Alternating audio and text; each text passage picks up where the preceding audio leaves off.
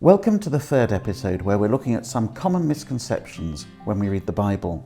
And today we're looking again at the Last Supper, but this time from the Gospel according to John.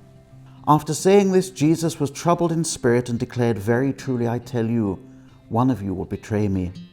The disciples looked at one another, uncertain of whom he was speaking. One of his disciples, the one whom Jesus loved, was reclining next to him.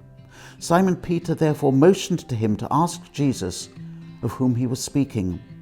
So while he was reclining next to Jesus, he asked him, "Lord, who is it?"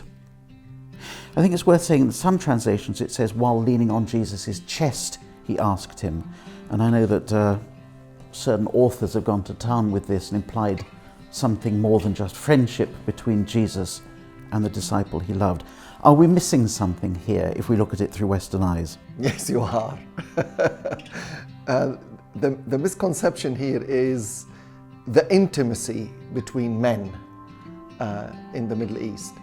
It is very common, it's very normal for men to walk in the Middle East hand in hand, arm in arm.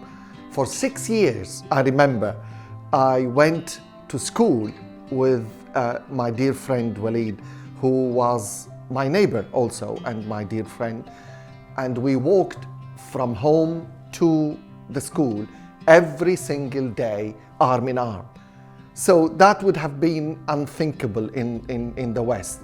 But before we jump into conclusions about the relationship between Jesus and John, we have to understand this kind of intimacy, which is very normal. And also the word intimacy in the Middle East does not at all mean necessarily sexual intimacy.